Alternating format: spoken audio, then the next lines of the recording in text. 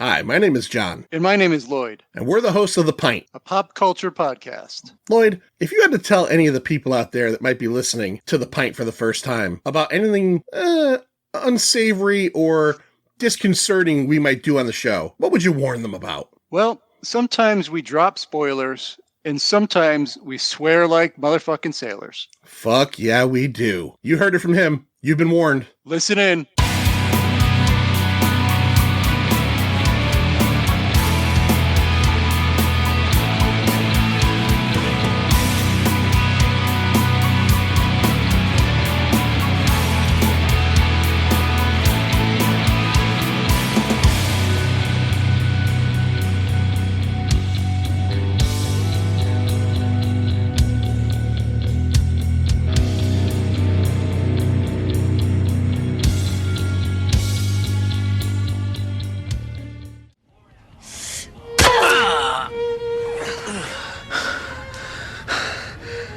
You're gonna wish you died.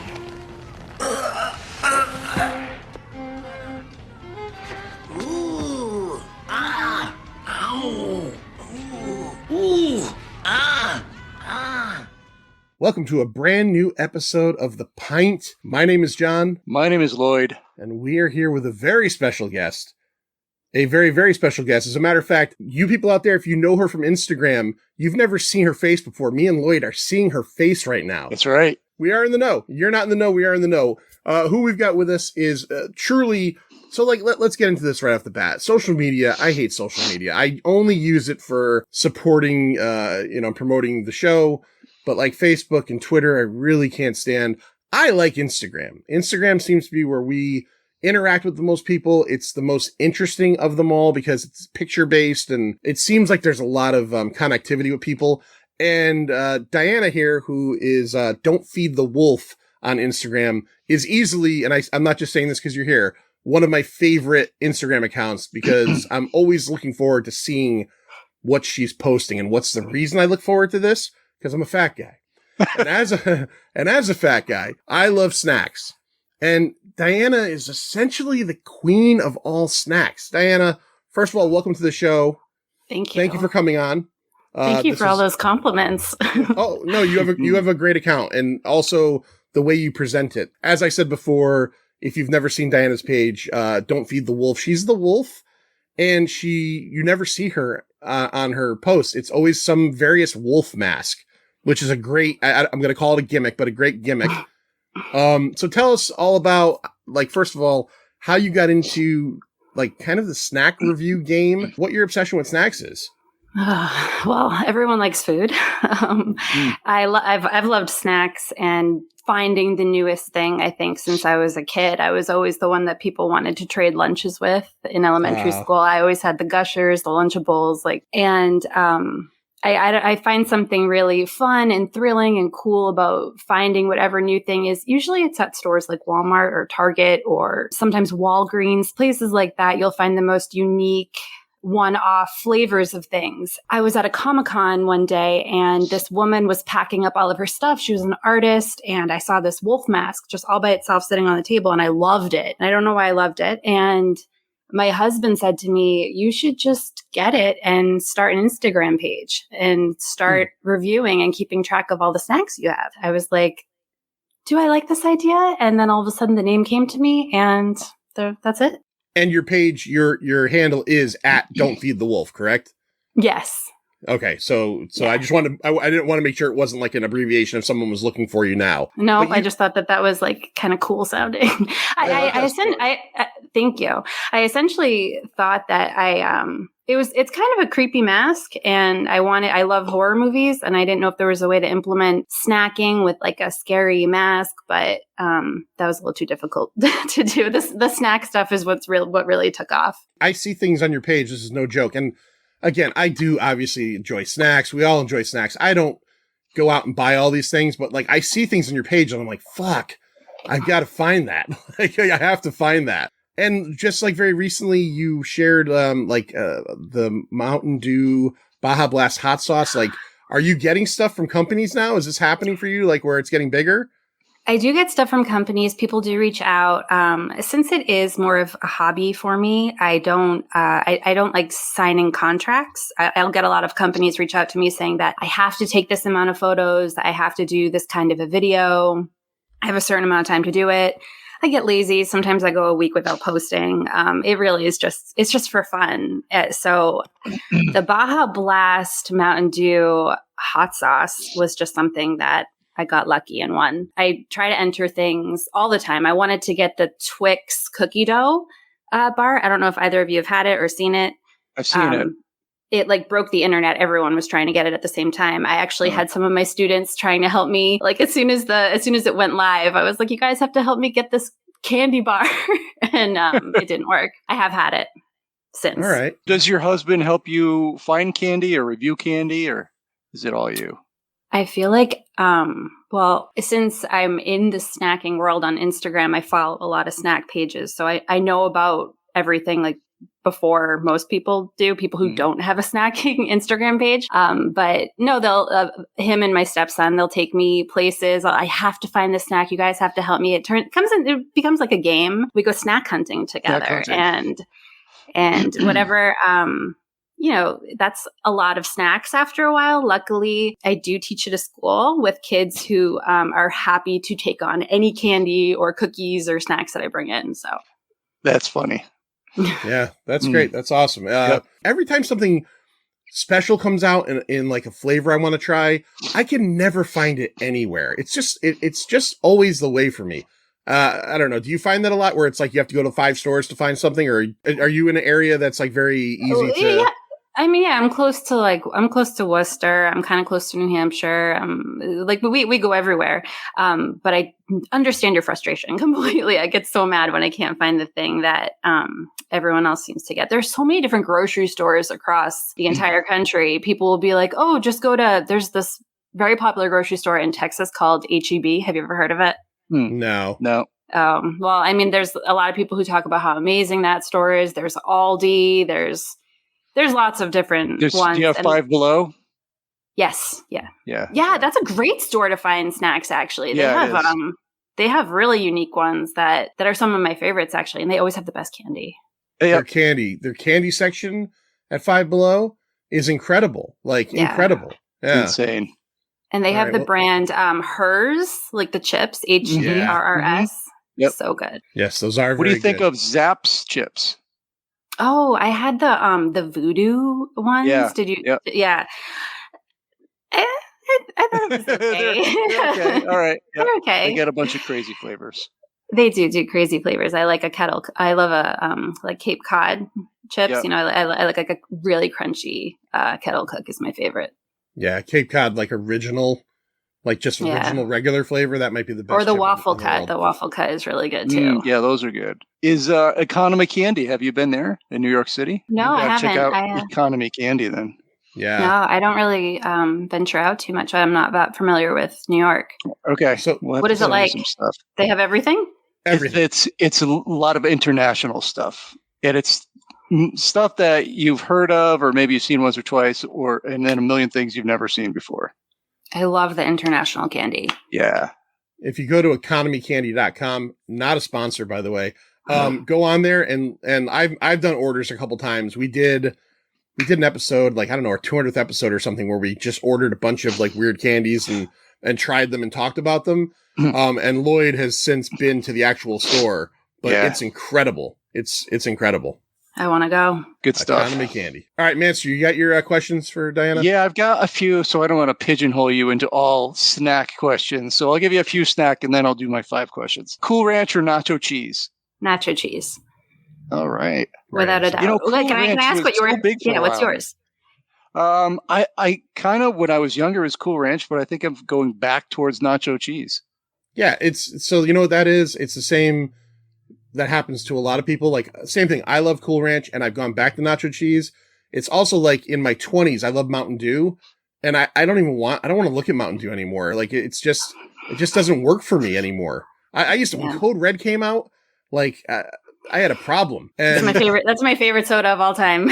Yeah, it's incredible. It's incredible. But I think eventually you kind of go back towards like the blander, the not Mountain Dew stuff, the not extreme sodas. Yeah. Yeah. Dark chocolate or milk chocolate? Milk chocolate. Oh, wrong answer. Wrong answer. Yeah, actually, we're both dark chocolate fans. But Yeah. Oh, I am a dark chocolate fan, but when presented with the two, I always go milk chocolate. Can I throw in a like an addendum to that question? Yeah. Mhm. Are you in the grouping of people? So like milk chocolate over dark chocolate, fine. But like, do you think that white chocolate is absolute dog shit? People hate white chocolate. Well, it's not chocolate, right? Yeah, it's not chocolate. It's just Okay. it's just sugar and cream, I think. Yeah. Okay. I learned Right, that yeah. at Hershey Park. Do you like it as like just something like tasty, or are you just against it in total?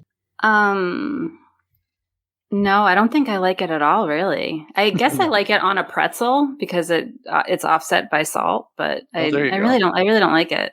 Yeah, I Do don't you think like any it? of us are big I fans do. of it. I Oh, you like do? white chocolate. Oh yeah. I didn't realize that. Oh. Yeah. I never understand. I mean, I get it. It's not chocolate. I get the whole thing, no cocoa. But people Yeah. are like, oh, people get mad at white chocolate, and Yeah. I just don't get I don't get the anger. Yeah. All right, one more snack question. Eat a stick of butter or drink a pint of canola oil? Eat a stick of butter. I mean, I think I would be one of those people that would try the fried butter at a carnival. Yeah. Yeah. I wonder how your gut's going to feel after that. But I know. Yeah. Probably not too pretty. all right, here's some non-food questions. Ready? For 1 week straight, you know that feeling when your foot's asleep? Like, I don't know, maybe you've been sitting cross-legged too long or had your elbow and you get that pins and needles under your feet. Feel like that for a week straight. No relief from that, or have a headache for a week straight. Oh, pins and needles. Wait, is it just in one part of my body? Well, on your feet. So while you're Just on walking, my- you always feel it. Oh. That's a really hard question. I know. Because headaches suck. Headaches really suck. Yeah, they really do. I think I could go. Wait, then I can't drive. Well, I'm thinking too deep into this. I think I'm gonna go pins and needles though. All right. I don't know about you guys, but when I get that, I feel like I'm standing about a foot above the ground. It's the weirdest. Well, yeah, Weirdest feeling. feeling. You don't feel Yeah. your foot, Yeah. It's so very like strange. your foot is numb. So what's contacting to the ground is gone. Yeah, it's Yeah. good. Yeah, it's like All Phantom right. Limb. Yeah, right. All right. You said you're a fan of horror movies, so Barlow or Nosferatu? Oh, Nosferatu. Yeah, he's cool. Yeah. John's still never seen it, right? I've never seen Salem's Lot. No. Or Nosferatu. I've never seen either one of them. So. Oh, that's- yeah. I forgot about that. Yeah, you're Yeah. right. All right. Not even like the one from like the 70s or Nope, like the nothing. 60s. Yeah, no, the Klaus Kinski one, or I think it is. Yeah, no. Yeah, yeah. that was it. Yep. Nope. All right, two more. So you need some toilet paper, but all you have is Reynolds wrap or aluminum foil. Reynolds wrap. Reynolds Ow. wrap. The foil that could like cut Yeah, you. but that Reynolds wrap, like, it doesn't. You don't know where it's going to go. It may be there, it may not. It's true. That's true. All right, last one. Would you rewind time for 10 seconds anytime you wanted, or teleportation? Teleportation. Be anywhere you wanted, anywhere. Oh, I could like just snap my fingers and be in Japan and get those like delicious like jiggly cheesecakes. Like that like that kind of teleportation. Yep. Yeah, I'm going with that. She can go immediately Okay. to Economy Candy in New York City without having Yes. to worry about traveling. Yeah. Exactly. Could you imagine what you could do if you could rewind time for 10 seconds, though?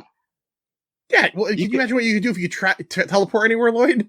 I mean, think about it. Like either it's one half dozen over the other. Yeah. Well, that's why. Rewinding time 10 seconds at a time can only really. You could fix your mistakes. That's it. But that's it. Like you couldn't really stop someone from dying or anything like that. Or if you had a really good time for 10 Yeah. seconds, you can go back and relive it, I guess. But yeah, I don't know. Yeah. I don't know. I'd rather teleport to like Australia because I'll never go to Australia. I'd love to. No, me neither. but All right, I'm- so the new caveat, you're like Knight. What's that do? All right. You can only teleport no. to where you can see.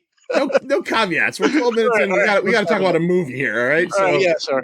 All right. So I had talked to Diana last year and told her to pick a year that would have been a anniversary coinciding with 2022. Well, unfortunately, it took us a while to get to do this. So she picked 1992, and the movie she picked was not the TV show. The movie is Buffy the Vampire Slayer. So that's what we're here to talk about. So let's get into it and find out who made this thing. Do you want me to get naked and start the revolution? All right. Buffy the Vampire Slayer came out on July 1st of 1992. It was directed by Fran Rubel Kazooie, not related to Banjo-Kazooie, who I think is a video game bear. She directed one other thing ever, Tokyo Pop, in 1988.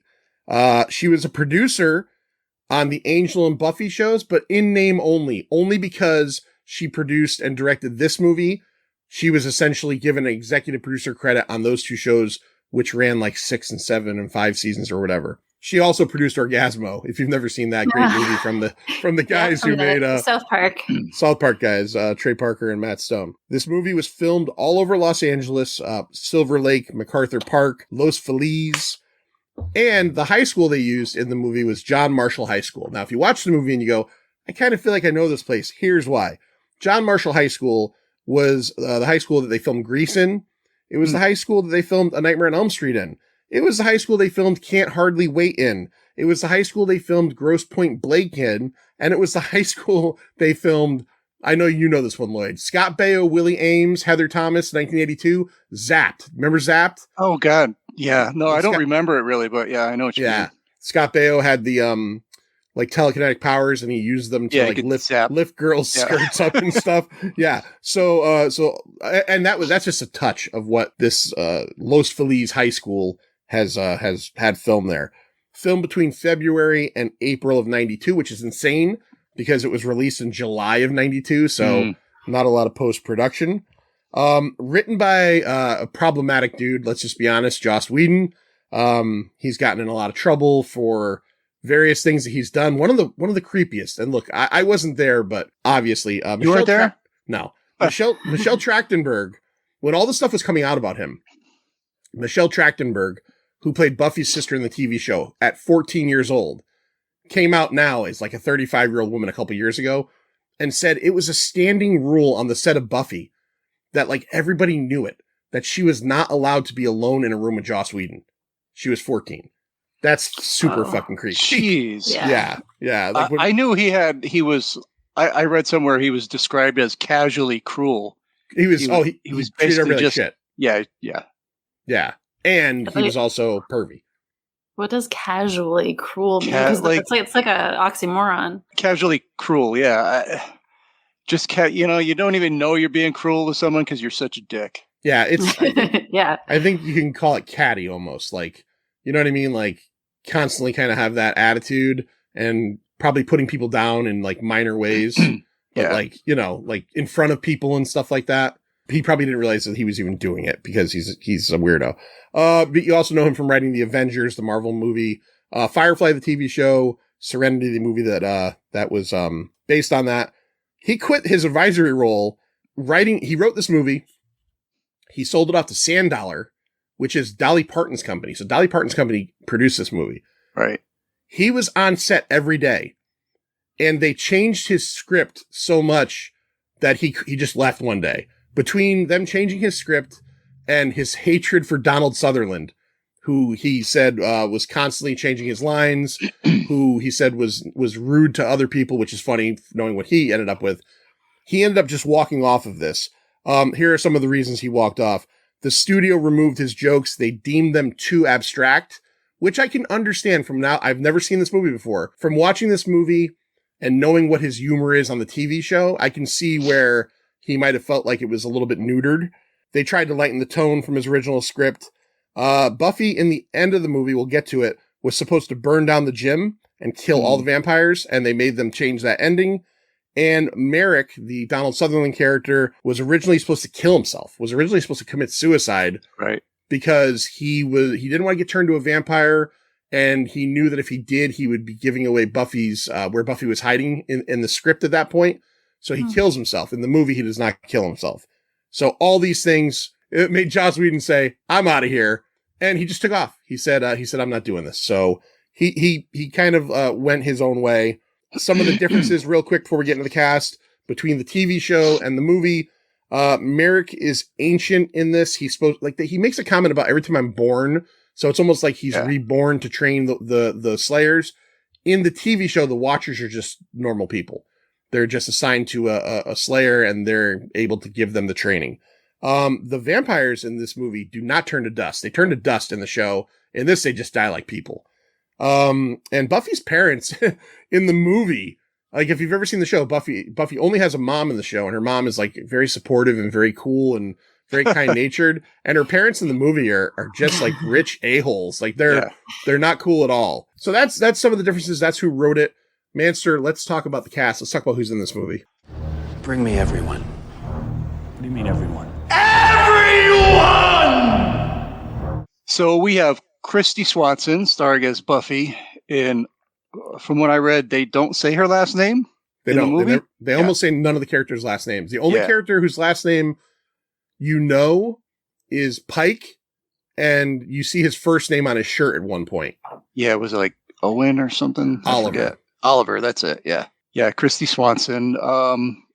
I heard that Alyssa Milano was originally set to play Buffy. Yeah, I heard that too. But no go. Christy Swanson. She does a good job. I like her in this. If you've got a thing for Christy Swanson, this movie's for you. Yeah. Yeah. And I have never seen a single episode of the show, and I had never seen the movie before. Yeah, I've seen the show. I'm a big fan of the show. Never seen the movie. Okay. Wow. And does this show have a darker tone? I think I only watched like the first 2 seasons. I think that maybe kind of it definitely does have a darker tone, actually. Yeah, I can't believe that you got away with like never catching an episode or ever seeing the movie. I mean, I'm sure I've seen bits of it here and there, but never sat through it. And then we have Luke Perry as Oliver Pike, the rebel non-boyfriend love interest. Yeah, well, he's kind of a boyfriend eventually. Yeah, towards the end, right? Kind of discovered something about myself watching this movie. What? I think I got a Luke Perry thing. I got to be totally honest with you. Like, there's something about Pike in this. Diana, do you agree? Like, he's pretty dreamy in this one. Okay. I mean, he's kind of at a. I mean, is this the 90210 era? No, it's later, right?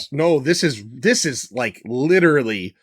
This is probably the same year that like girls were like ripping like the fences at malls and shit down. You know what I mean? Like, I had a Luke Perry Barbie doll, the 90210 dolls. I had Luke Perry and I had Shannon Doherty. Did I have the sideburns? Yes. Of course, yeah. I 100% agree. I had the weird little crush on Luke Perry in this. You know, the funny part is like, so he shows up in the beginning and he's a slacker and he's like drinking out of a flask and he's like the bad boy, right? The mechanic in town. But that scene, so at the end of the movie, when she shows up at the prom in that dress and she looks really good and she's got the combat boots on and everything, I'm like, okay, all right, I'm into this. But then he shows up all cleaned up and I'm like, whoa, ho, ho, ho. Like, suddenly things have changed. I've got a new feeling. Is that with the hair slicked back? Hair slicked back, you know, like, yeah. I was like, okay, all right, Luke Perry. Luke Perry, all right. Yeah, it's too bad. He died way too soon. Yeah, crazy. Along with this next actor, and they died within months of each other. Rutger Hauer as Lothos, the head vampire. Yep. I like Rutger Hauer. He's in some pretty. Remember The Hitcher?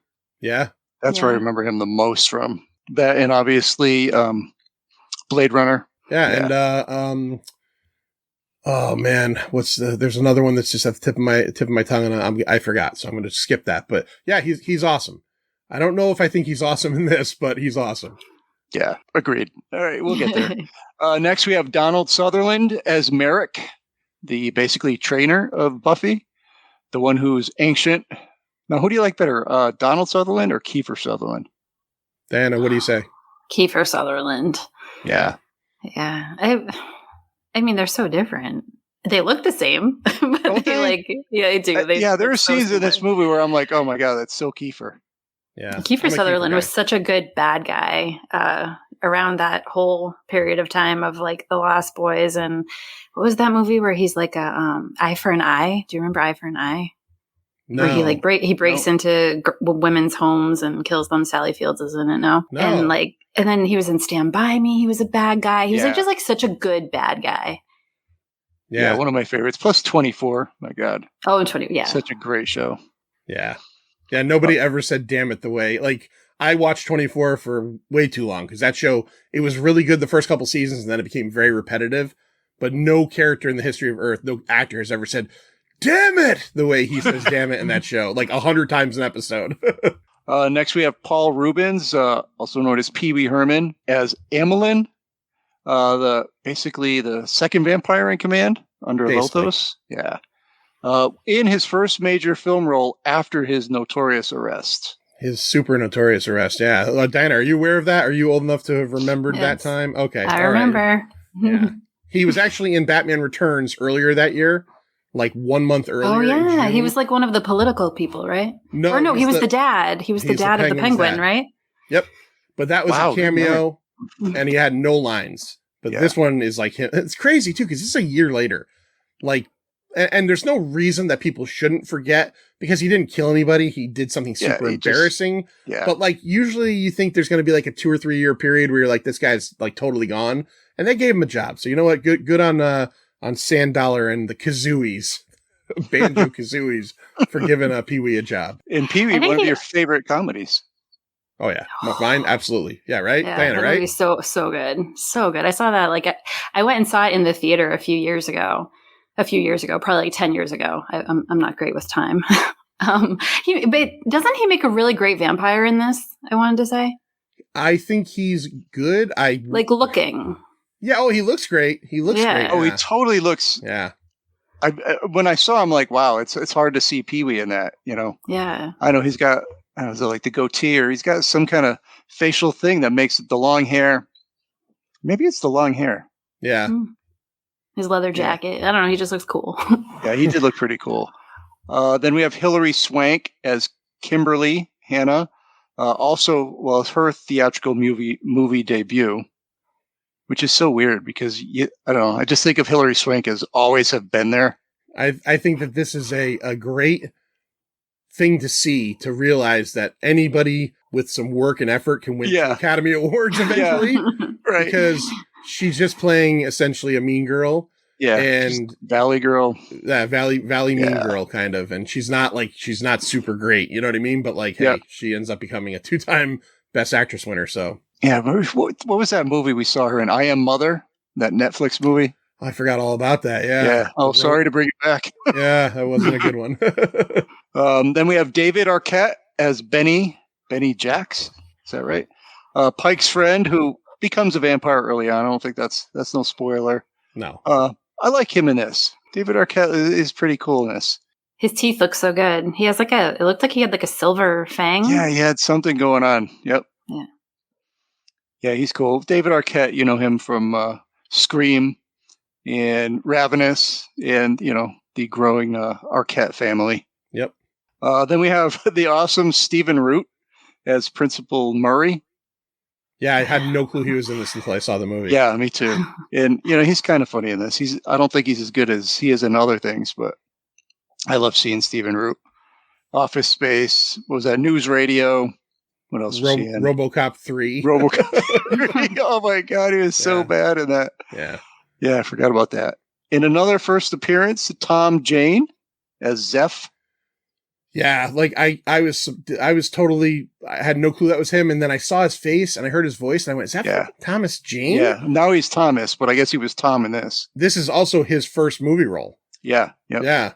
I had no clue. I saw him because he owns the garage that Pike works at. Yeah, And they yep. have a conversation in one scene in the movie, and I'm looking at him going, is that Thomas Jane?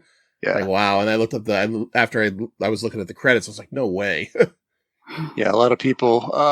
And then, so this next actor keeps turning up in our movies, which is very weird.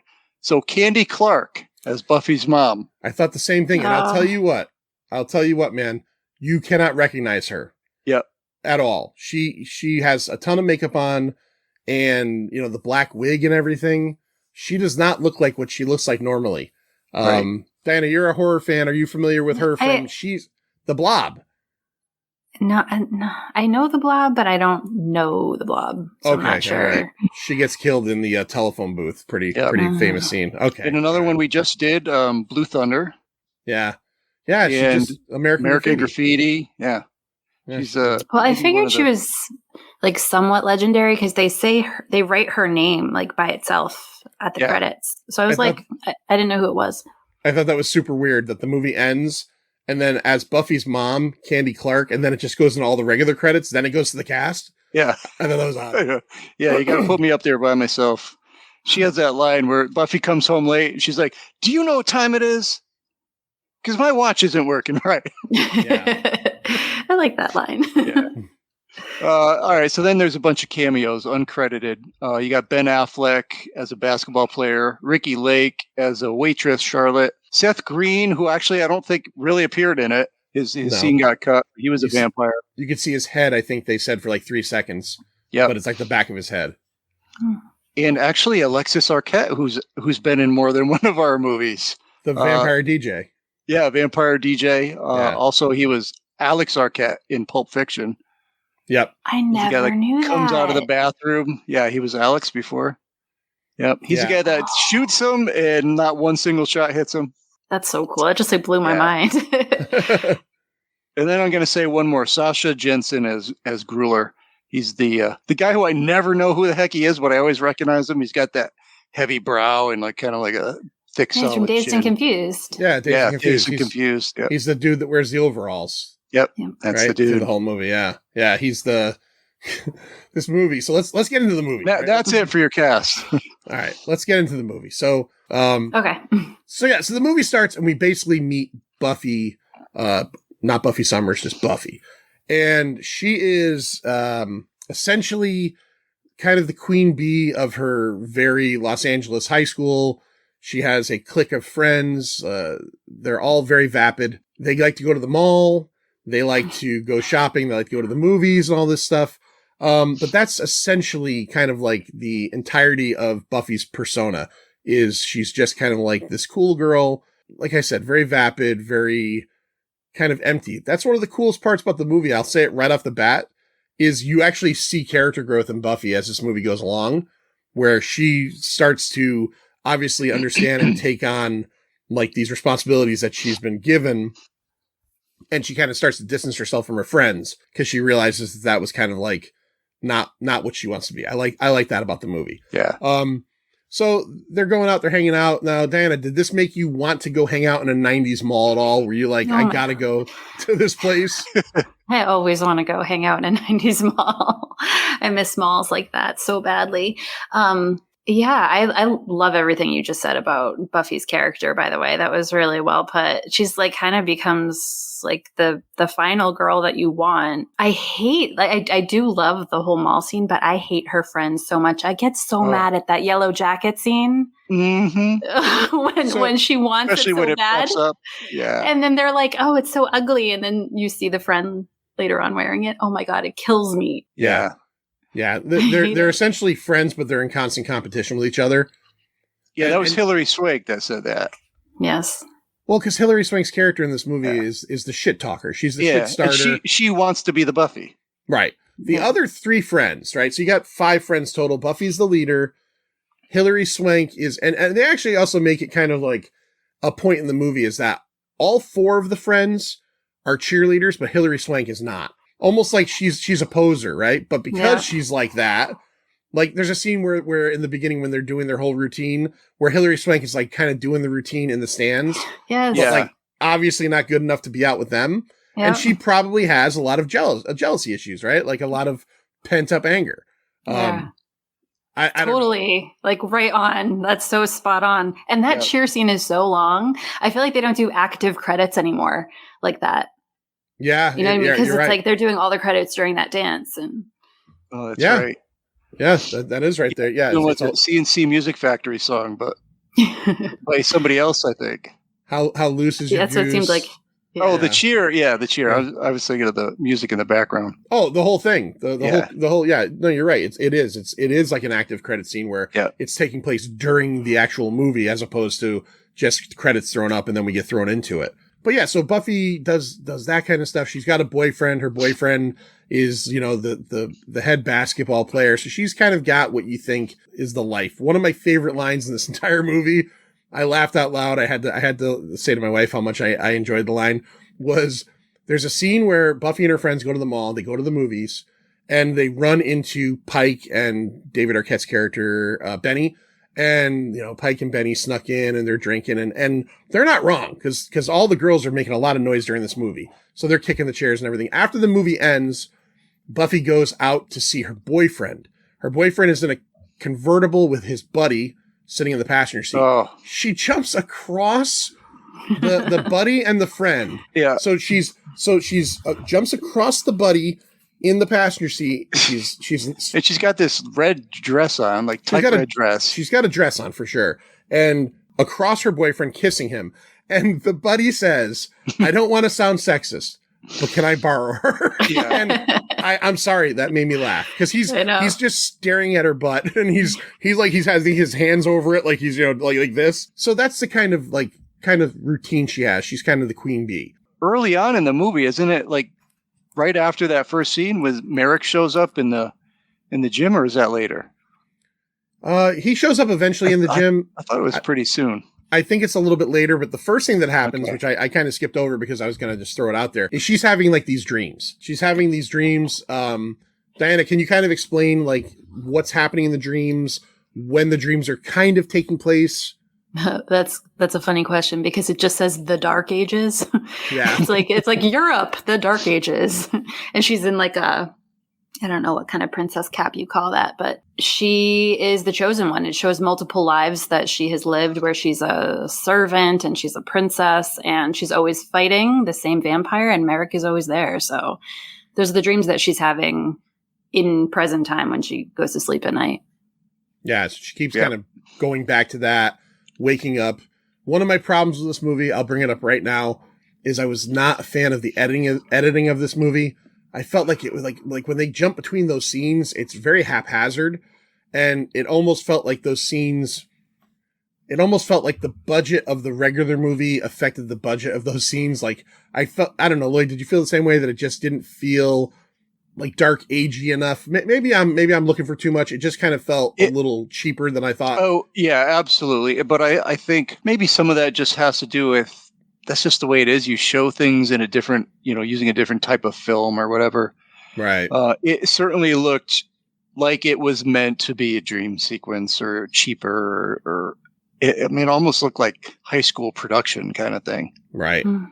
And in these dreams, she eventually runs into, at the very least, we see at one point the Amelin character, Paul Rubens, and we also see the main vampire villain of the film, the Rucker Hauer character of Lothos. So we kind of get an idea that Lothos has been, as vampires do, through the ages, and Amelin has been with him, and they seem to constantly be in conflict with this chosen one.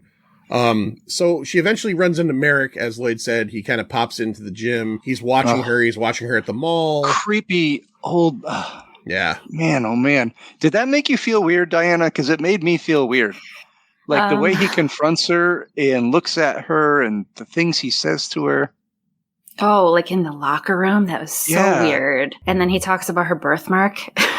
Uh-huh. Mm-hmm. Yeah, no. And then she kind of calls him out on it. She's like, "You're one of those guys who steal little girls, aren't you?" Yeah. And her dialogue is so funny. It is.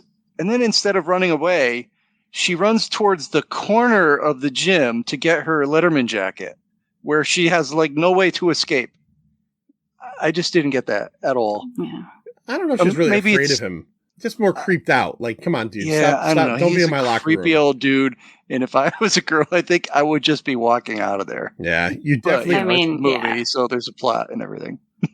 you definitely can tell that he has coffee breath. Like he looks like he has bad coffee breath at all times. Well, he sounds insane. If some strange man walked up to me talking about my birthright and all these things, and he's wearing the outfit that he's wearing on top of it, no offense, like with the hat and the detective coat, like, yeah, I'd be running out too. Yeah.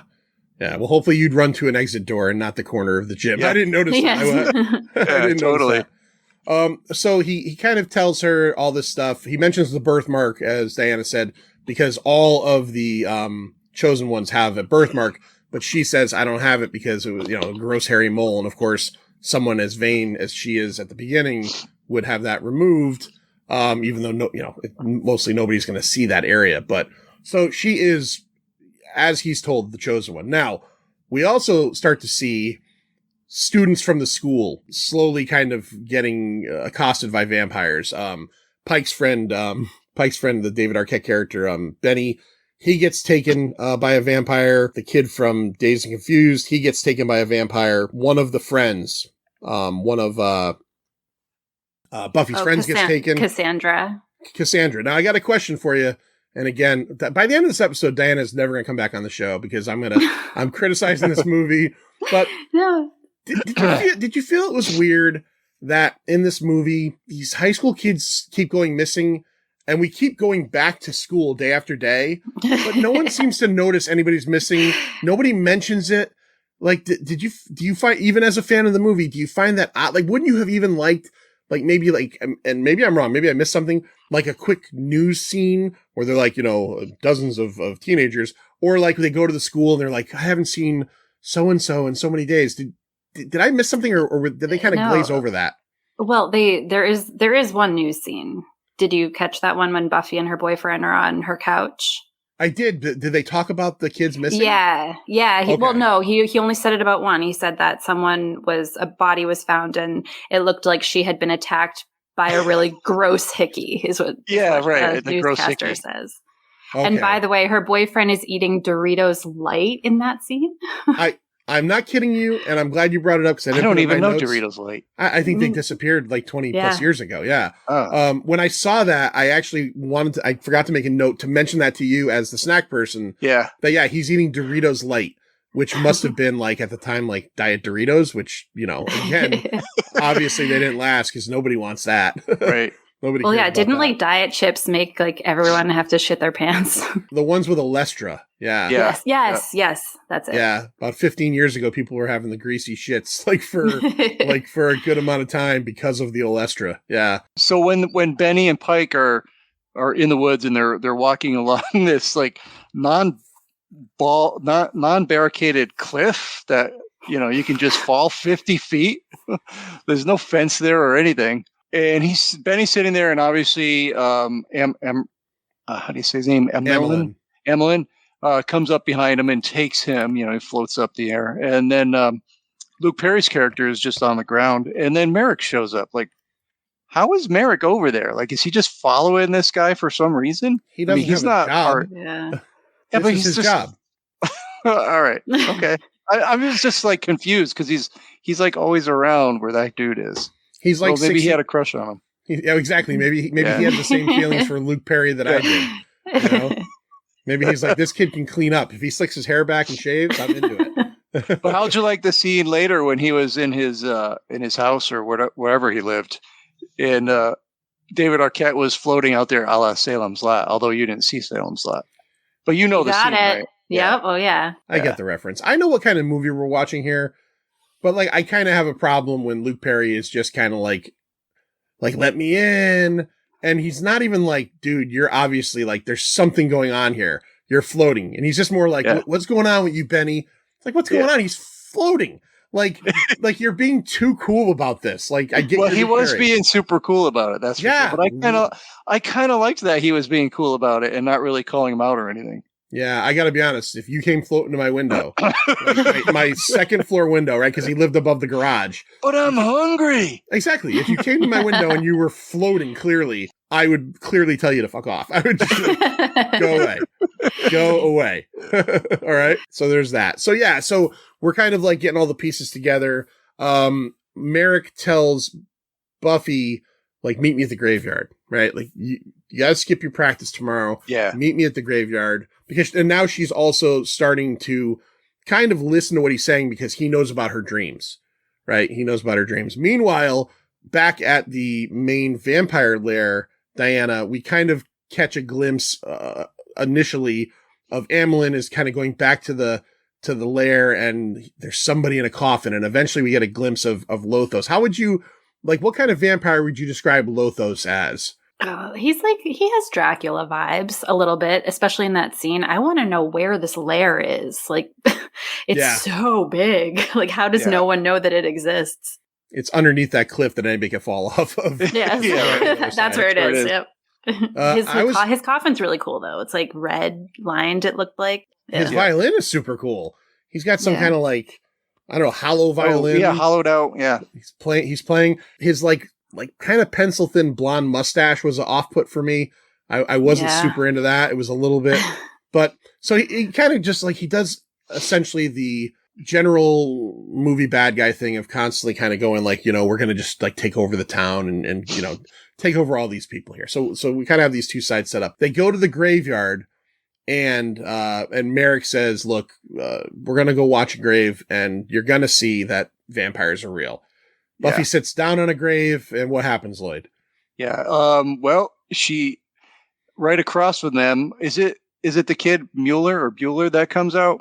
No, it's just some. It's random just some kid, other. So someone starts coming out of a grave, like right on cue. Like Merrick knew it was going to happen right then, and then actually one comes out like directly under Buffy. Yeah, and she's been doing some training, so she kills that one, and then the lady comes from behind, and Merrick tosses her another stake, and she turns around and gets that one.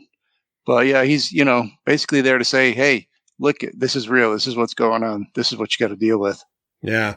And another thing, a major difference between the movie and the TV show is what is kind of like Buffy's proximity warning for vampires? It's not in the TV show, but it's in the movie. Like what happens to her when she's around one? She gets menstrual cramps. Menstrual cramps. And she knows that it can't be that she knows that time is a few weeks away, she says. So whenever she's in the proximity of a vampire, she starts to get menstrual cramps. Kind of good that they cut that out in the show, because the show the last 7 seasons, that would just be a lot of like a lot of someone acting like they have the menstrual cramps like so there was no replacement in the movie or in the show. No, there was no spider sense or anything like that. So eventually she kind of falls into a friendship with the Pike character. They get drawn to each other because he sees this whole Benny thing floating. He really doesn't do much about it. But then the next day, I thought this was interesting. The next day at work, he basically says to the Tom Jane character, oh, you couldn't get that part in? And instead of just saying like, okay, well, I'll do it tomorrow, he's like, I'm leaving town. I'm out of here. I'm leaving town. And he doesn't really tell him, but he just says there's stuff going on. Like, wouldn't you tell your friend, like, you don't have to believe me, dude, but vampires are real. And you don't have to believe me, but just watch your back. I'm getting out of town. See, right? Yeah. No, so there's a movie that that I don't care for called Lost Boys. Oh. And it has a similar vibe, but at least those people were smart enough to like tell other people, hey, we're dealing with this vampire situation. Nobody says anything in this movie. No, Luke Perry just runs. And did you find it weird, Diana, that like when he's leaving town, seems like he's driving through a state park to get out of town? Like, am I wrong about that? Yeah, he does. Well, I think he's on a street and then he sees vampires and turns off into a park. You're right. Yeah. I apologize. I was thinking that he was driving through that. Yeah. His car, he gets stopped by Amelin and a couple other vamps. He runs a few of them over, and then he kind of takes Amelin for a ride. Eventually, how does he lose his arm? Does he run him into a tree? His head hits the tree, but his arm stays in the car. Yeah, okay. That was it. Yep. So for the rest of the movie, he's got like his little leather jacket pinned off. He's just got a nub. He's got a little nub there. And he's so mad that his leather jacket is ruined. That's right. And they did make one joke out of that when he says to Buffy, I can do anything. She goes, okay, clap. Yeah. Oh, yeah. Yeah, and apparently the vampires in this, some of the vampire rules in this movie in particular are they have to be invited in. Yeah. Right, which is not always like through everything. Yeah, but apparently, like as opposed to like Blade, one of the henchmen gets his arm cut off by Blade's sword and it grows back eventually. Right, doesn't seem like Amelin's arm's going to grow back, so that kind of sucks. Not this thing. Kind of sucks. You're an amputee now, and you're an eternal amputee. Yeah. Like you've got all these powers and all these things, and your arm is just gone. I never thought about that. Yeah. I'm going to live another, if nobody stakes me, I'm going to live another 18,000 years and I have one arm. Like, come on. At least get a prosthetic. Yeah, get me a prosthetic. Go to the vampire like VA, like the VVA, and see if they can fit you with something, a nice wooden piece. VVA. The VVA. So Buffy and Pitt, or I'm sorry, what's his last name? Pike. They start to become like friendly. There's obviously an attraction there. We get a scene. I had to bring this up. We get a scene as we're moving through the movie where there's a basketball game. And this is another scene that I have to laugh at because it's not like some movies. I'm trying to think of a vampire movie, like even Lost Boys kind of, like in Lost Boys, like they can go from like that vamp look to like the regular look. Yeah. Right. They get the high brow and the red eyes and then it goes away. When the kid from Dazed and Confused comes back to school to play the big game, he is Diana. Yeah. Give me a physical description of this kid. And he's got the pointy ears. He even has like red, like looks like he had recently eaten someone's neck. Like he's got red lips. He's got the fangs. He's got the pointy eyebrows. He kind of almost looks like a wolf in a way. He's so, he is. And the entire basketball team looks like they're 40 years old. The whole high school. Let's be honest. Yeah, the whole high school. Let's be honest. As in most movies, right? I mean, even Christy Swanson at this point is probably 27, right? I don't know if that's true, but Luke Perry probably 32, or maybe 28 or something. So yeah, that's common in these movies. But like Lloyd, did it bother you that I don't know? I get that we're kind of going for this dark comedy tone, but it still bothers me sometimes when you get so out there in the comedy that nobody seems to just say, wow, you've got pointy teeth and there's little jokes, but yeah. It totally bothered me because I'm like, did these people not know that there's something wrong with him? He's a white guy. Let's face it. So he's not going to be the best basketball player on the court. I mean, he's not that great. He's taking over the ball. He's doing his growling thing. He's hissing. And he's just not good, and nobody notices, and he looks like a vampire, and I'm like, why isn't anybody running and screaming? Like, that's the whole problem with a lot of these vampires. Well, nobody's running and screaming. These vampires are all neutered. And like you were just saying, he slam dunks and then he floats down. Yeah, that's right. He did that. Come on, people. Nobody not normal high school behavior. Nobody in the game calls anything out until Buffy trips him. Yeah. Buffy trips him and they're like, she tripped him. I'm like, oh my God. So Buffy trips him because she knows that he is, he's gonna do something terrible. He gets away. He runs away. And then this is maybe one of my favorite scenes in the movie because this is one of those scenes in movies, in all movies. This isn't just this movie, where I think to myself for a minute, this movie had a big budget, millions of dollars. Why can't we get wigs right in movies? Because when she's on the bike, it's so obviously a stuntman named Derek wearing a really terrible, Buffy's hair is kind of shoulder length and blonde and kind of flat. And then when you see her on the bike from behind and stuff, it's like a yellow afro. It's just, those scenes are so At least terrible. they got it right for the little tumbling routines that she did. Yeah, well, I mean, not everything looked terrible. A lot of the scenes where she's doing, they have that big montage scene. If she wasn't doing all that, they did a great job of making it look like it could have been her doing that. Yeah. But riding a bike, they were like, no, just throw the Gene Wilder wig on her. Nobody will notice. So she chases him down to to kind of this old carnival or something, or a parade float place, right? Yeah. And we get her first interaction with Lothos. And what does Lothos, Diana, prove that he can do to Buffy? What power does he have? He has hypnosis over her. Yeah. I think. I mean, I never really understood, and I never really understood why he wouldn't want her to not be ready. Because if she's not ready, she'd be a pretty easy kill. Does he need a challenge? Is that what it is? I guess. I that part always kind of fell on me weird. Yeah, because it doesn't work out for him in the end. Spoiler alert. I mean, he should have done it right then and there. The rules I don't understand. I don't understand his motivation at all, unless he wants her for a partner. Maybe. He sort of alludes to that at the end a little. Can I ask you a question about this movie?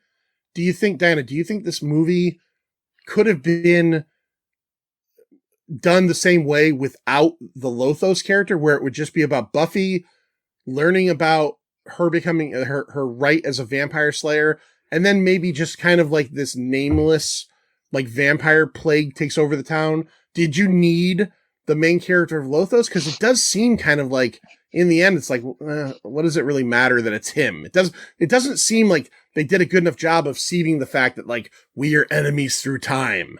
You know what I mean? So do you feel like they could have done without him?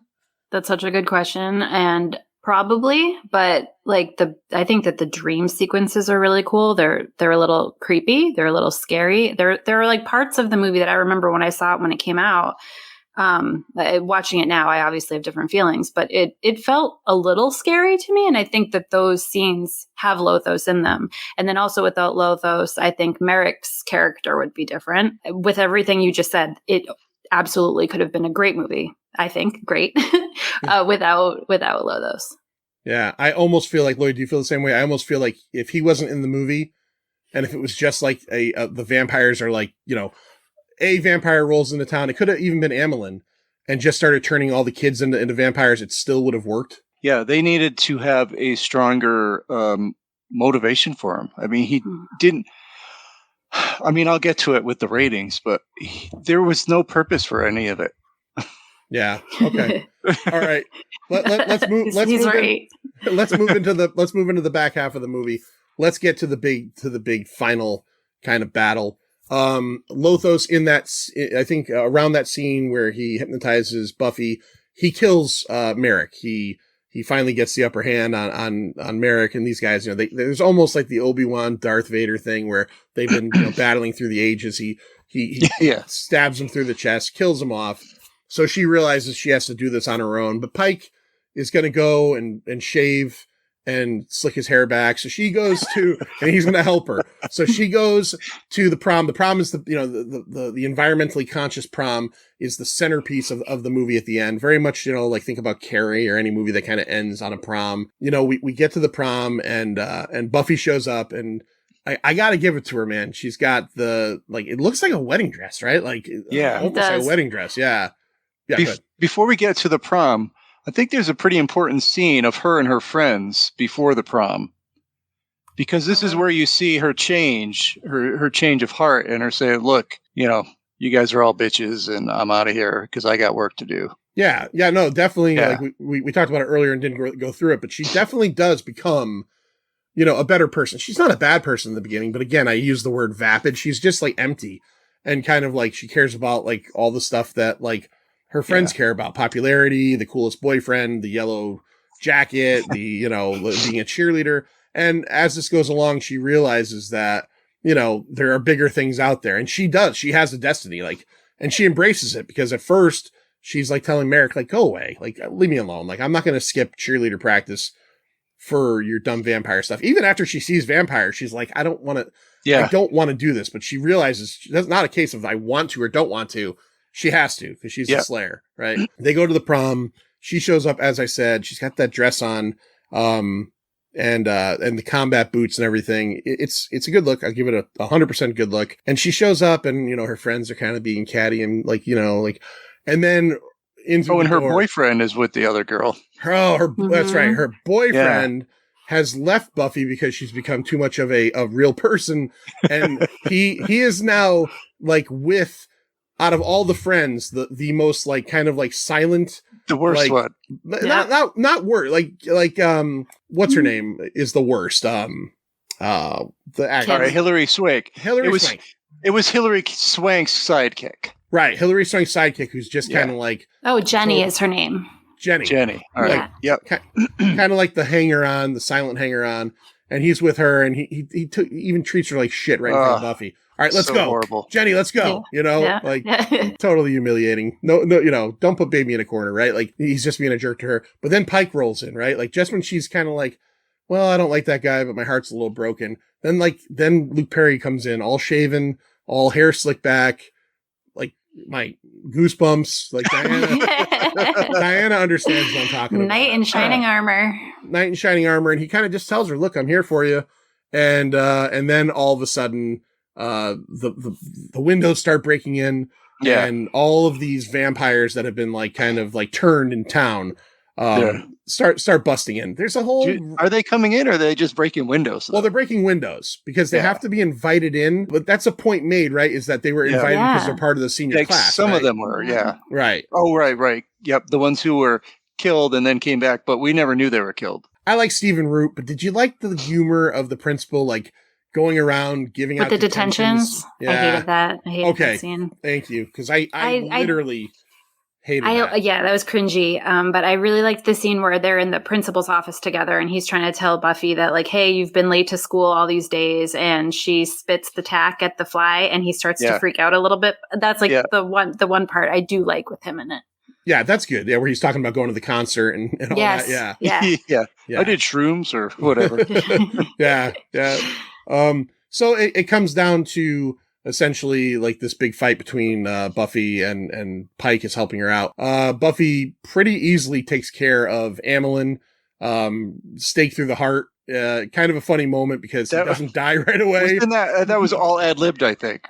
Oh, was it all ad-libbed? I guess if you watch the credits, which I did not watch, I guess there's more scenes of him like continuously dying. So yeah, she stakes Amelin through the heart, and he doesn't die right away. Yeah, it takes like 5 minutes. It takes like 5 minutes, and he's making all these kinds of faces and everything. And then she has her kind of like final battle with Lothos. He comes in, he starts playing his violin, and they essentially have like a sword fight, right? Like he pulls a sword out from somewhere, and I think they start to go up against each other. Diana, kind of take us through this scene here. Yeah, and then he does. I think he has a sword because he puts it on her shoulder. She gets like a cut on her neck, and then she has a crucifix that she holds up, and he sets it on fire. And then she says this great line about how the crucifix isn't what is going to kill him, but her keen fashion sense is. And she pulls out a bottle of Aquanet hairspray and sprays it, and it shoots right into his face, which is fantastic. Yeah. Blasts him. He's on fire. How does she just stake him at the end? I can't remember what happens in the end of the fight. Then they continue into the gym. Okay, right. Remember. Goes into the gym, and they continue to fight a little bit. It's a flagpole. Right. She pulls the flagpole out of the wall and starts doing gymnastics. Awesome gymnastics and martial artsy flagpole maneuvers. And she blasts him with it, right? And that's what kills him. Isn't there something? Remember, Merrick said something to her, and she used whatever he said before he died to defeat Lothos. I don't remember the details, but I remember he made some sort of comment to her that she like the music stopping? Yeah, something like that. But I didn't really understand what it meant. Yeah. I kind of feel like I sort of remember it, but like I made the mistake of we're recording this on a Wednesday. I watched this Sunday night, and I usually try to watch it the night before, the night before. 4 days is like certain little elements are gone. But I do remember her having the, Luke, use the Force moment. Yes, that thing. So she defeats him. She's already had her kind of like nice little makeout session with Pike. They're obviously gonna be together, and it just ends right. Am I right? It just ends, Diana, with them kind of like leaving together. Yep. They're on his motorcycle. A motorcycle. Yeah. So that's it. That's the end of Buffy the Vampire Slayer. 5 years later, we'll get a TV show. If you're interested in how the TV show and the movie connect, in 1999, Dark Horse Comics released Buffy the Vampire Slayer: The Origin. And what that comic is a 3-issue miniseries that is based on Joss Whedon's original script. So the stuff they changed for the movie is back in the original script, because Joss Whedon said that the TV show script was written as a sequel to his movie script, which is not what this movie was based on, because they changed stuff. So if you're ever interested and you want to check it out, go on Amazon, go on any of those places, and look up Buffy the Vampire Slayer: The Origin. And it's essentially the movie told in comic form, but with all the original stuff. Her setting fire to the gym, because in the TV show, the movie takes place in LA. The TV show takes place in Sunnydale. And if I remember correctly, it's been so long, in the first season, they talk about her setting her gymnasium on fire. And that's why she moved to Sunnydale. Yep. I remember that too. I am so getting that comic book. Get that comic book and come and let us know how it was. So let's talk about the box office. Show me the money. Just look at I think I'm taking too long. Back to the spot for a Glock. I took a loss over floss, but still got a knock. Money! The box office. So Buffy had a budget of $7 million. And in opening weekend, 4.5 million. So this is what came out that weekend of July, 1992. At number 5, Buffy the Vampire Slayer, 4.5. Number 4, A League of Their Own at 5.4, 5 weeks. At number 3, Mo Money, 6.1 million in its second week. Honey, I Blew Up the Kid at number 2. Can I just say something real quick? Yeah. Worst title for a movie ever. I get it. If you've seen Honey, I Shrunk the Kid, then you could probably figure that blew up the kid means made him bigger. But it's blew up the kid. Blew up the kid. It sounds like I made my kid explode. It's the worst. It's terrible. The worst. Yeah. I never thought of in its that. third week. Yeah. And number 1 that weekend, Death Becomes Her. Never saw that. Yeah, I didn't either. Never saw that. I did. Yeah, 12 million in its first week. Real quick jump back to Honey, I Blew Up the Kid. In the pandemic, and I have Disney Plus, I watched Honey, I Shrunk the Kids, which I had not seen since I was probably 15 when it came out. And there's an ant in that movie and it dies. Yeah. I cried so fucking hard. I cried so hard. So sad. It is super sad. It is super sad. I hate that scene. Don't let your kids watch it. Edit it out. Just like maybe have like a block in there that just says the ant went home to his planet or something. Don't let them know that he dies because it's terrifying. So for 1992, that year, Buffy made a whopping 16.6 million.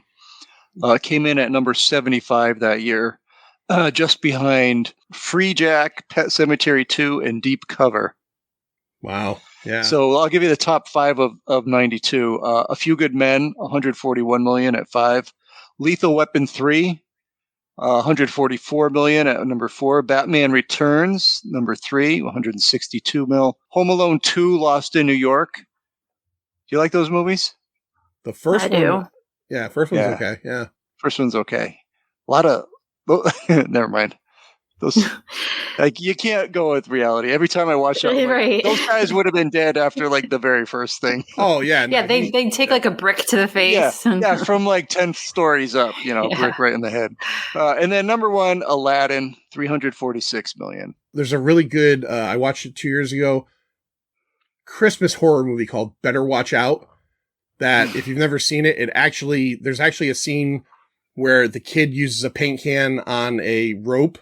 And he's talking about how in Home Alone it would kill someone, and he kills someone that way. Because that paint can on the rope would smash your face in. It would. It wouldn't be funny like Daniel Stern going, "Oh!" It would be like your head split in half, and they can't get you to the hospital in time to put it back together. That's right. Yeah, it's a nightmare.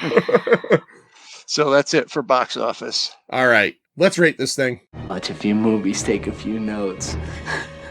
It was fun. All right, Diana, you're the guest, so we're going to let you go first. We told you before, but we'll tell you again. 0 to 5, 5 being the best thing ever, 0 being the worst, quarter and half scale optional. Do not allow us or any of our BS sway you in any way. We're going to respect your opinion no matter what. What do you give 1992's Buffy the Vampire Slayer? I give it a 4. You give it a 4, okay? Yeah. And what are the things you really love about it, and what are some of the things that maybe keep you from going to a 5 with it? Well, there's 5 would have to be like the best movie ever. Yeah. I'm thinking about how I rate food, right? Like, I'm not going to give anything a 5 unless I like love it like to pieces, like it's flawless. But it's a 4 because I have a lot of nostalgia for it. I think it probably contributed to why I like vampire movies so much. I mean, I saw it as a pretty young kid. I tried to turn it into a play at my elementary school. I loved it so much. Wow. Yeah, it didn't work out. But I don't know. I like I like Buffy a lot. I love everything that you had said earlier about her character and how it develops and how strong she is at the end. I love Luke Perry. I just think it kind of has a vibe of 90s film mixed with a perfect amount of cheesy and comedy and like a little sprinkle of vampire horror. So I like all of those things very much. So that's why I like it. Okay. That's why it's a 4. Yeah, 4. Before Lloyd gives out his rating, can you give everybody out there again your social like tags and everything so they can? I seriously, I can't tell people enough. if you're super interested in snacks and like all the new stuff that's coming out, give them all out there your address on Instagram. And if you're anywhere else too. It's only Instagram. Yeah. Thank you. It's Don't Feed the Wolf on Instagram. Don't Feed the Wolf. Check it out. Awesome stuff. All right. Geez, I got a lot to say. I'll try to keep it down. We did not talk about the soundtrack. It's got a lot of good artists on it, but I think they didn't have any money to pay for anything. So they said, just give us all your cheapest throwaway songs you can, and we're going to throw them on there. Yeah, like during the dance, the throwaway Toad the Wet Sprocket song. Yeah, yeah, they're so bad. Yeah, we can't afford All I Want, or right. We can't afford Walk on the Ocean. What do you have like from a B-side from your last album that nobody's ever heard? Like, okay, we got one for you. Yeah, and same with like, there's an Ozzy song on there called "Party with the Animals." Oh really? Yeah. It's yeah. I mean, nobody's putting on Ozzy's No More Tears album and listening to that song. Yeah. No. Never gonna happen. All right. I like some vampire movies, and I don't like Lost Boys, but I still gave Lost Boys a 2 out of 5. Which is, I'm sorry, dude, it's ridiculous. And I respect your opinion, but you're so wrong on that one. But it's okay. 2 out of 5, and I like that more than I like this. Oh, okay. All right. Yeah. This movie to me, it's boring and uninspired. Directing, writing, the vampires are just limp and pathetic. They're not vampires. I don't know what they are. There's no killing. There's nothing dark in this movie at all. I really don't think you see any killing other than that. What was that guy? Grueller. Oh yeah. The dude playing basketball. Teen Wolf, yeah. Yeah. And that's it. Like, there's no point to any of the vampires. They don't do anything. They're not there to take over the town. They're just like breaking windows and saying boo. I mean, I don't get it. I don't get what they're doing. Saying boo. I like Christy Swanson. I think she does a pretty good job. So does Luke Perry. David Arquette is amusing. I like him in it, but I don't like his character at all. His character sucks a bag of dicks. And same with Paul Rubens. I like him. I like his look, but it's pointless. His vampire is pointless. His death is pretty funny, but basically, I guess what I'm saying is this movie has no fangs. It just gums you to death with just this mediocrity. And I think it is because Josh Whedon didn't get to do his vision. That's what I think. So if I gave Lost Boys a 2, I'll give this a 1.5. All right. So you had fangs today. Yeah. Meow. Hey, I just didn't like it. That's all. So I'm a big fan of the show. Really well said, though. Yeah. Thank you. Yeah. I'm a fan of the show, but I'm not going to use that against the movie in any way, shape, or form, because this is 5 years before, and the show never existed and never existed. That said, I'm not a fan of this movie myself. There are a lot of things I like about it. Christy Swanson's very good in it. Luke Perry, even though his character is, isn't the strongest, he's good in it. There's a reason that people loved him, back in those days. And I think he had a certain something about him, that comes through in this. I think the Buffy learning about her being a vampire slayer and training with Merrick, all that stuff is way more interesting than the fact that there's actually vampires out there. Because as Lloyd said, the vampires are weak sauce big time. Like Rutger Hauer is like this, like you said, he's, the Hitcher. He's from Blade Runner. He's this powerful actor, and he's neutered in this. Like, the tone is very much like, God, he could have been a killer Dracula. He could have been so good. He could have been so good. And it's partially the writing has been neutered, and technically, and again, Fran Rubel Kazooie never directed anything again. And there's a reason. This movie is very paint by the numbers in its direction. The editing is bad. There's quick cuts sometimes that it's not confusing because there's nothing confusing about the plot, but it just goes from one thing to another. And you're like, oh, okay, we're here now. And there's more, I guess, artful ways to do that. I don't hate, not a 1.5, but it doesn't get out of the 2s for me. I'm probably going to go with for the cast, for some of the humor, I'm going to get it to a 2. It's a 2 for me. But like I now have gotten 31 years without seeing it, and I think I realize why I was never super drawn to it. But that's again, that's just our opinion. Diana, please, pretty please with sugar on top. You've been a great guest. Don't hold this against us and come back and do more shows with us, please. Would you do that? I would love to. Okay. This is fun. Tomorrow, I'm going to see that we've been unfollowed on Instagram by her. No. We've been blocked. And I love conflicting opinions. I really the way you guys are talking, I'm like, do I want to change mine? And then no, I love Buffy. So no, we've had plenty of these episodes. I tell you, sometimes I get carried away with the episode, and by the end of the episode, what I wrote down on my screen in front of me is not what I say. This happened last week during Jurassic Park. I wrote down a 4.5, just like everyone else. But I was the first one to give my rating, and I was so caught up in the moment, I gave it a 5.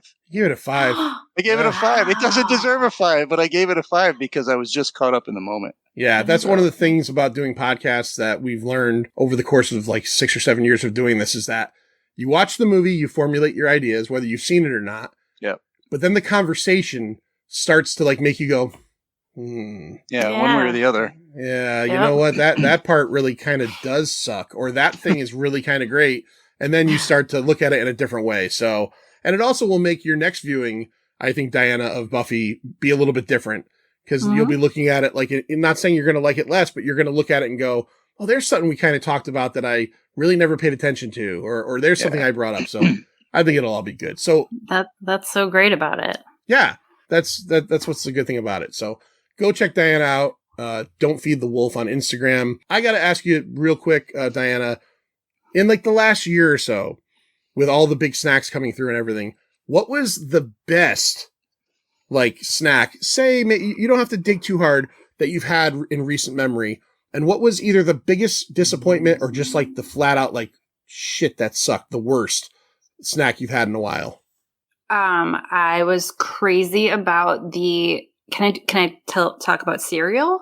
It's not really a snack, but that's a snack. We had a cereal episode. Yeah, I loved the strawberry milkshake frosted flakes were a 5. And they like unbelievable. I had to get them out of my house. I like could not stop eating them. That was one of the best snacks I had last year. I loved the I'm one of the few people that liked this, but the Starlight Coca-Cola. Oh yeah, it was okay. It was. I fun. really liked it. I'm a big like cotton candy flavor fan, and that reminded me a lot of it. So I really liked that a lot. Worst was the cinnamon fuego cinnamon toast crunch. Oh, we had that. I like that. Oh my goodness. Yeah, so bad. We haven't been recording in person in a while, but when we were still recording in person, one of the last times, I think either Lloyd or our buddy Larry brought a bag. I think Larry brought him over. Yeah, brought it over, and it ended up at my house. I never finished it. I liked it. My only problem with it was it was like too spicy. It was like didn't you choke and cough on the spicy dust? I might have like inhaled some of the dust. Yeah. That bag sat in my cupboard for like probably like another month before I just said I'm not going to finish this. Yeah. But like in small, like if those came in little like lunch bag portions, I would eat those. Yeah, you could eat that. All right. So I have a follow-up question for Diana. What'd you call it? Strawberry shake frosted flakes? Yes. That sounds delicious. Awesome. Did you eat them dry, or do you eat like a bowl of cereal? I liked it with milk. Okay. I liked it both ways, but I liked it with milk the best. Because we've had that discussion too, whether you can snack on dry cereal or... You can, and there's some that are better than others, because then there's like Cinnamon Toast Crunch came out with a cinnamon roll cereal a few months ago, and when you eat that dry, it tastes so different from when you added it with milk. When you added it with milk, it gave it a pastry type like consistency, which was really cool. Like they did great with that. That's another 5 for sure. One more I want to ask about, just because I'm curious. Did you try? I don't like Pepsi to begin with, but did you try the Peeps flavored Pepsi? Yeah. Was that good or bad? It's medium. It's really sweet, like really, really sweet. I think it would taste really good with like Chinese food or pizza. Okay. Cold, like I always feel like I need to have soda with that. It's very sweet. A lot of people hated it. I thought it was okay. All right. All right. So as we end this episode, we've been saying on pretty much all the episodes lately that The Pint, a pop culture podcast, is a co-production between The Manster and myself, John, and our Pint insiders. Who are the insiders? Those are the folks that go to Patreon/The Pint. They donate $2.50 a month to us, which helps go towards any of our Libsyn bills and all that stuff. And they get tons of extra episodes. Lloyd mentioned the Lost Boys episode, and some of you out there might be going, I never heard that. It's because you're not a Patreon member. So if you join up, you can hear the Lost Boys episode where Lloyd shits on the Lost Boys. I do. Like totally wrongly, by the way. But we've been going through and talking about some of our insiders. And tonight, we're going to go with essentially who we'd call the third Beatle here on the Pint, if we were to go that way, Scary Larry Dwyer. Larry has been a fixture of the show from the Pint of Comics days. Early on, he came on the radio show when I used to do the radio show with Sir John. He's been on the podcast more than anybody else. But besides that, Larry is an incredibly great dude. He's been a great friend to Lloyd and I. He is a linchpin of the Connecticut horror community. If you've never checked out Connecticut Cult Classics, every 2 months he puts on a double feature. Go to ctcultclassics.com, and they're always a good time. It's extremely cheap. I don't want to say how much because I can't remember if it's $10 or $12, so it's right around there. Very cheap. 2 movies, always fun, incredible trailers. Yeah, Larry, we love you, man. I've known you for, 5 years now, and just love you so much. We can't say enough about what you do for the show and how you support us, and we do our best to support you as well. Yeah. So thank you. Obviously, if you heard the show, Larry. You've checked out Scary Larry's House of Horrors, and again, if you go to Patreon, we've got all different stuff we do with Larry there. So we got to do another music episode soon. Yes, we will. All right, Manster, tell everybody where they can find us and get us out of here. I'm tired of talking. Just Google us and you'll find us on any of your podcatchers. We release episodes every single week, and if you would, you can go ahead and give us a review for that. We'd love that.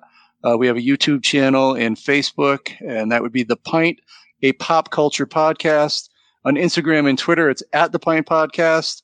And the aforementioned Patreon is www.patreon.com/The Pint. Diana, every episode we end, and we've done this for very long, almost since the beginning, by saying see ya. Please say see ya for us. See ya. It's over, Johnny. It's over! Nothing is over! Nothing! You just don't turn it off!